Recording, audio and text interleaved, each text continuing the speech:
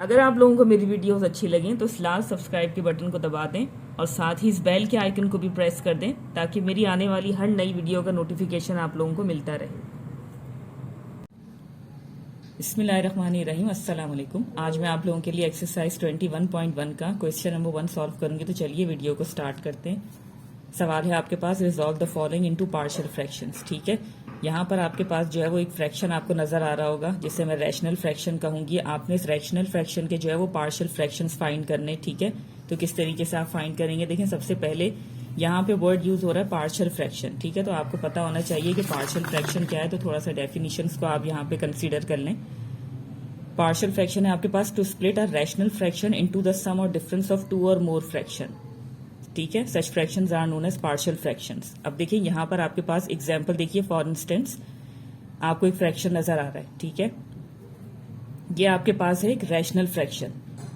अब ये rational fraction को जब आपने स्प्लिट किया, स्प्लिट होने के बाद जो आपको फ्रैक्शंस यहाँ पे नजर आ रहे हैं, ठीक है, जैसे कि यहाँ पर है कि rational fraction into the sum और डिफरेंस ऑफ टू और मोर फ्रैक्शंस। ठीक है, तो यानी कि ये जो आपके पास रैशनल फ्रैक्शन आपको यहाँ पे नजर आ रहा है, इसका दो या दो से ज्यादा फ्रैक्शंस में इसका स्प्लिट होना या टूटना, वो चीज आपके पास क्या कहलाएगा, यानी कि स्प्लिट होने के बाद ये जो फ्रैक्शंस आपको नजर आ रहे हैं, ये फ्रैक्शंस आपके पास कहलाते हैं पार्शियल फ्रैक्शन। ठीक है, विथ पॉजिटिव और नेगेटिव साइन। ठीक है, इस रैशनल फ्रैक्शन को जब आपने स्प्लिट कर दिया तो वो जो स्प्लिट होने के बाद आपके पास जो फ्रैक्शंस आपको नजर आ रहे हैं, वो चीज आपके पास कहलाती है पार्शियल फ्रैक्शंस। ठीक है, नेक्स्ट है आपके पास rational fraction, the quotient of two polynomials. ठीक है, ये दो पॉलिनोमियल आपको यहाँ पे नजर आ रहे हैं। QX is not equal to 0, यानी कि जो डिनोमिनेटर है आपके पास ये 0 नहीं होना चाहिए। ठीक है, 0 के इक्वल ना हो, तो is called a rational algebraic expressions. It is commonly known as rational fraction. ठीक है, यहाँ पर आपको जो है वो दो पॉलिनोमियल्स की आपसे जो है वो बात की जा रही है। ठीक है, ये दो एल्जेब्रिक एक्सप्रेशन आपके पास या दो पॉलिनोमियल्स आपके पास इस तरीके से अगर फ्रैक्शन फॉर्म में हैं, तो ये चीज आपके पास कहलाएगी रैशनल फ्रैक्शन। ठीक है, ये P of x and Q of x आपके पास क्या है, दो पॉलिनोमियल्स हैं, या जिन्हें आप कह सकते हैं कि दो एल्जेब्रिक एक्सप्रेशंस हैं आपके पास। इस तरीके से इनका फ्रैक्शन फॉर्म में होना आपके पास कहलाता है रैशनल फ्रैक्शन। ठीक है, एग्जाम्पल्स आपके पास जो है वो यहाँ पे मौजूद है। दोनों क्या है, ये PX है, ये QX है, ये भी पॉलिनोमियल है, ये भी पॉलिनोमियल है, फ्रैक्शन फॉर्म में है, तो ये आपके पास कहलाएगा रैशनल फ्रैक्शन। ठीक है, नेक्स्ट है आपके पास proper fraction. A rational fraction is said to be proper fraction if the degree of numerator is less than the degree of denominator. ठीक है, एग्जाम्पल से आपको जो है वो क्लियर हो जाएगा कि कोई भी रैशनल फ्रैक्शन आपके पास जो है वो प्रॉपर फ्रैक्शन तब कहलाएगा जब उसका जो न्यूमरेटर है, ठीक है, गौर से देखिएगा, जैसे मैंने वर्ड यूज किया कि ये दोनों पॉलिनोमियल्स हैं, या आप उनको एल्जेब्रिक एक्सप्रेशन भी कह सकते हैं। ठीक है, तो न्यूमरेटर के अंदर आप जो है वो इस पॉलिनोमियल की डिग्री को देखेंगे। जैसे यहाँ पर इस पॉलिनोमियल की जो डिग्री है वो डिग्री है 2। ठीक है, यहाँ पर आपके पास अगर डिनोमिनेटर की आप जो है वो बात करेंगे, तो यहाँ पर आपके पास जो डिग्री होगी वो होगी 3। तो प्रॉपर फ्रैक्शन ये कब कहलाएगा, ये रैशनल फ्रैक्शन प्रॉपर फ्रैक्शन कब कहलाएगा, जब आपके पास जो है वो न्यूमरेटर की डिग्री जो है वो डिनोमिनेटर की डिग्री से लेस हो या कम हो। ठीक है, यहाँ पर डिग्री 3 है, ये 2 है, तो इस तरीके का जो आपके पास फ्रैक्शन है ये आपके पास कहलाएगा प्रॉपर फ्रैक्शन।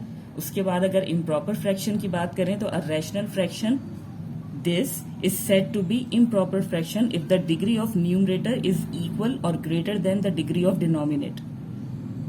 ठीक है, एग्जाम्पल्स मैंने यहाँ पे लिख दी हैं आपके पास। यहाँ पर क्या चीज है कि कोई भी रैशनल फ्रैक्शन आपके पास इम्प्रॉपर फ्रैक्शन तब कहलाएगा जब आपके पास न्यूमरेटर की डिग्री जो है वो ग्रेटर हो या इक्वल हो डिनोमिनेटर से। अगर देखिए यहाँ हम बात करें तो डिनोमिनेटर में डिग्री आपके पास है 2 और न्यूमरेटर के अंदर डिग्री है आपके पास 3। ठीक है, तो ये ग्रेटर हो गई। और यहाँ पर अगर सेकंड एग्जाम्पल की अगर हम बात करेंगे तो न्यूमरेटर में भी आपके पास सेम डिग्री है और डिनोमिनेटर में भी आपके पास जो है वो सेम डिग्री है। ठीक है, तो ये आपके पास हो जाएगा इम्प्रॉपर फ्रैक्शन। ठीक है, नेक्स्ट है आपके पास, अब देखिए क्वेश्चन की तरफ जाने से पहले यहाँ पे एक चीज मैंने लिखी हुई है। ये 4 केसेस आपको जो है वो यहाँ पे नजर आ रहे होंगे। ठीक है, Resolve an algebraic fraction into its partial fractions when its denominator consists of. जब आप किसी भी एल्जेब्रिक फ्रैक्शन के या रैशनल फ्रैक्शन के जब आप पार्शियल फ्रैक्शंस फाइंड करेंगे तो डिनोमिनेटर आपके पास when it's denominator consist of, denominator में आपके पास जो है वो किस तरीके की सिचुएशन आपको नजर आएगी। तो देखिए केस 1 है आपके पास नॉन रिपीटेड लीनियर फैक्टर्स, ठीक है। डिनोमिनेटर में आपके पास जो है वो नॉन रिपीटेड लीनियर फैक्टर्स होंगे। सेकंड है आपके पास रिपीटेड लीनियर फैक्टर, थर्ड है आपके पास non repeated quadratic factors and fourth है आपके पास रिपीटेड क्वाड्रेटिक फैक्टर्स, ठीक है। जैसे जैसे हम केसेस की तरफ बढ़ेंगे तो आपको जो है वो समझ आ जाएगा। जैसे यहाँ पर मैं इस वक्त टिक करूंगी नॉन रिपीटेड लीनियर फैक्टर्स के ऊपर, ठीक है। तो ये चीज आपको जो है वो क्वेश्चन में क्लियर हो जाएगी कि मैं यहाँ आपसे क्या कहना चाह रही हूँ, ठीक है। डिनोमिनेटर आपके पास जो है वो कैसा हो, डिनोमिनेटर में ये चीज हो, नॉन रिपीटेड लीनियर फैक्टर्स, ठीक है। तो चलिए क्वेश्चन की तरफ चलते हैं, ठीक है। देखिए अब सवाल है आपके पास, न्यूमरेटर में आपको नजर आ रहा है 12 और डिनोमिनेटर में आपको नजर आ रहा है x² - 9। तो देखें कैसे इसको हम जो है वो सॉल्व करेंगे। सबसे पहले देखें सवाल को जो है वो आप नीचे दोबारा कॉपी कर लेंगे। अब देखें जैसे ही आपने सवाल को नीचे कॉपी कर लिया, यहाँ पर आप देखें इसका जो डिनोमिनेटर है वो थोड़ा सा रिड्यूसेबल है, ठीक है। यानी कि आप इसको जो है वो रिड्यूस कर सकते हैं, थोड़ा सा सिंप्लीफाई करके जो है वो उसको सिंप्लीफाइड फॉर्म में लिख सकते हैं। तो मैं यहाँ पे इसको जो है वो सॉल्व कर दूंगी थोड़ा सा, ताकि जो है वो सॉल्व करने में हमें आसानी हो सवाल को फर्दर, ठीक है। x² - 9 है तो यहाँ पर हम a² - b² का जो है वो फॉर्मूला बनाते हुए इसको जो है वो सॉल्व कर लेंगे। तो सॉल्व करने से आपके पास जो फैक्टर्स आएंगे देखें a² - b² is equal to a - b and a + b,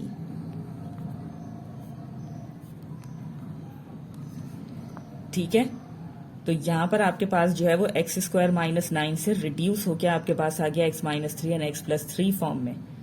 अब देखिए केस 1 के अकॉर्डिंग ये आपके पास आ गए, ये देखिए according to case 1 non repeated linear factor, जब आपके पास when it's denominator consist of, जब आपके पास डिनोमिनेटर कैसा हो, नॉन रिपीटेड लीनियर फैक्टर्स हों। तो देखिए नॉन रिपीटेड हैं, बज़ाहिर सेम लग रहे हैं बट साइन इनके ऑपोजिट्स हैं, तो इसलिए ऑपोजिट साइन है तो इसलिए ये क्या हो जाएंगे, नॉन रिपीटेड हो गए। और लीनियर फैक्टर कह रहे हैं, लीनियर क्यों कह रहे हैं, क्योंकि देखिए यहाँ पर x के ऊपर जो पावर है वो क्या है, सिंगल है, ठीक है। तो इसलिए ये लीनियर फैक्टर्स कहलाएंगे, स्क्वायर या क्यूबिंग नहीं है।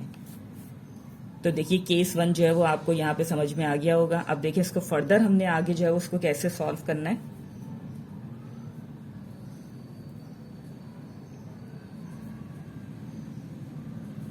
अब आपने जो है उसके पार्शियल फ्रैक्शंस बनाने इसके, तो किस तरीके से बनाएंगे। अब देखिए यहाँ पे न्यूमरेटर में आपको जो है वो सबसे पहले इस तरीके से जो अननोन चीजें हैं वो आपको इस तरीके से जो है वो यहाँ पे कंसीडर करना होगा a1 करके, ठीक है, कॉन्स्टेंट्स।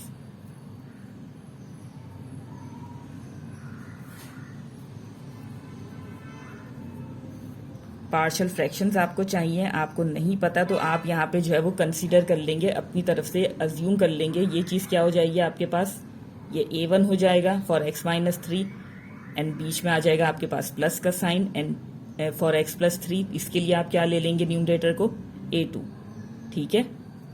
a1 और a2 करके ले लिया आपने, डिनोमिनेटर में आपके पास क्या आ जाएगा x - 3 एंड x + 3, और ये इसको जो है वो यहीं पर आप इक्वेशन नंबर 1 बना लेंगे, ठीक है। ठीक है, जैसे ही आप इसको इक्वेशन नंबर 1 बना लेंगे, अब मजीद हम यहाँ पर क्या करेंगे, देखें यहाँ पर हम ले लेंगे एलसीएम, जो कि आएगा हमारे पास x - 3 एंड x + 3, और न्यूमरेटर में आप इसको कैसे लिखेंगे, ये आ गया आपके पास a1, x - 3 को जो है वो हम निगलेक्ट करते हुए x + 3 को उसके साथ रख देंगे, बीच में आ जाएगा आपके पास प्लस का साइन, और इसी तरीके से यहाँ पर है आपके पास a2, x + 3 को यहाँ पे जो हम निगलेक्ट करेंगे तो आ जाएगा आपके पास x - 3, ठीक है। मजीद हम यहाँ पर क्या करेंगे, क्योंकि देखिए हमें a1 और a2 की जो है वो वैल्यू हमें चाहिए, ठीक है। तो वो किस तरीके से आएगी हमारे पास,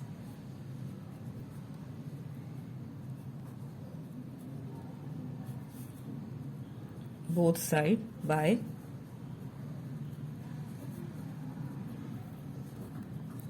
ठीक है, दोनों साइड पर जो है वो आप यहाँ पर है आपके पास 12/x - 3 एंड x + 3, ठीक है। बेसिक इक्वेशन आपके पास ये है, ठीक है। लेकिन A1 और A2 की वैल्यू निकालने के लिए जो है वो हम यहाँ पे सारा प्रोसीजर कर रहे हैं। तो multiplying both side by x minus three and x plus three, यहाँ पर भी हम x minus three x plus three से मल्टीप्लाई करेंगे और यहाँ पर भी जब हम मल्टीप्लाई करेंगे तो ये क्या हो जाएंगे, आपस में कैंसिल हो जाएंगे। तो मैं एक स्टेप जो है वो यहाँ पे स्किप करके लिख रही हूँ, मल्टीप्लीकेशन शो नहीं करूंगी, ठीक है। दोनों साइड्स पे आपके पास जो है वो डिनोमिनेटर खत्म हो जाएंगे और इस तरीके से आपके पास जो है वो इक्वेशन आ जाएगी। इसे आप कह देंगे इक्वेशन नंबर 2, ठीक है। अब आपने यहाँ पे क्या चीज करनी है, फॉर वैल्यू ऑफ A1, ठीक है। A1 की वैल्यू आपने निकालनी है तो क्या चीज आप कर देंगे, यहाँ पे A1 की आपको वैल्यू चाहिए। ये देखिए यहाँ पर आपके पास जो है वो वैल्यू है x माइनस थ्री, तो हम इसकी जो है वो ऑपोजिट साइन के साथ वैल्यू ले लेंगे जो कि हो जाएगी, सॉरी यहाँ पे मुझे लिखना है put x is equal to 3। यहाँ पर माइनस का 3 आपको नजर आ रहा है, हम क्या ले लेंगे प्लस का 3 ऑपोजिट साइन के साथ, ठीक है। तो देखिए जहां जहां आपको x नजर आ रहा है वहां वहां आपने क्या चीज रखनी है, x की वैल्यू 3 रखनी है।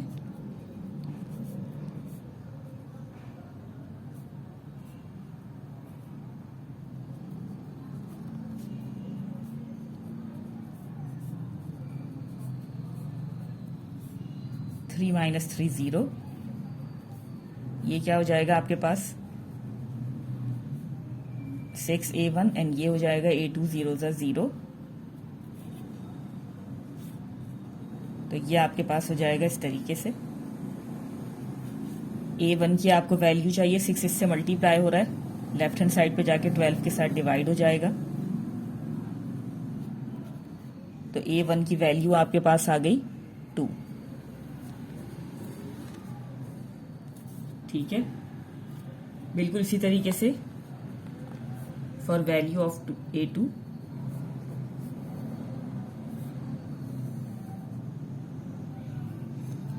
A2 की अगर आपको वैल्यू चाहिए तो अब आप यहाँ पे क्या चीज करेंगे, put x is equal to minus three. यहाँ पे देखिए A2 के डिनोमिनेटर में आपके पास क्या है, प्लस 3 है, तो हम यहाँ पे क्या ले लेंगे, माइनस का 3 ले लेंगे, ठीक है, ऑपोजिट साइन के साथ।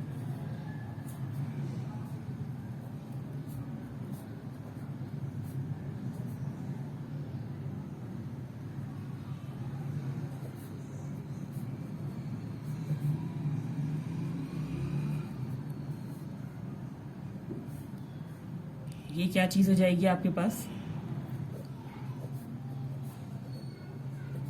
माइनस माइनस प्लस, तो ये हो जाएंगे माइनस के 6। ये चीज क्या हो जाएगी आपके पास 0 एंड ये हो जाएगा आपके पास माइनस 6A2, ठीक है।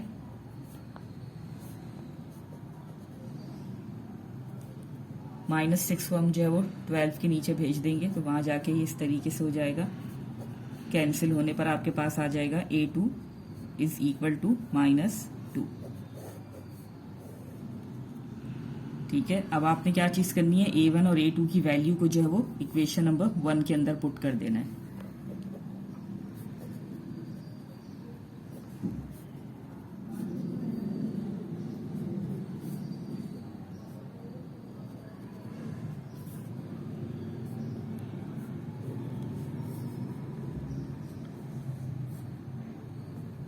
पहले पूरी इक्वेशन को जो है वो आप यहाँ पे लिख लेंगे।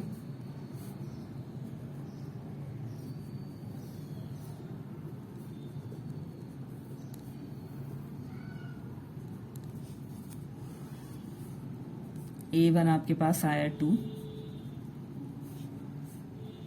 और A2 आपके पास है -2।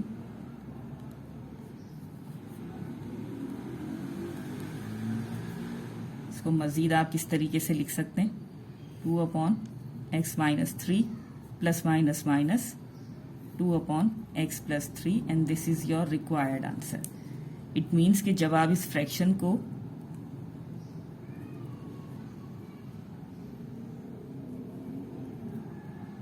जब आपने इस फ्रैक्शन को सॉल्व किया तो आपके पास जो है वो इस फ्रैक्शन से आपके पास जो है वो ये दो पार्शियल फ्रैक्शंस जो है वो आपने बना लिए, ठीक है।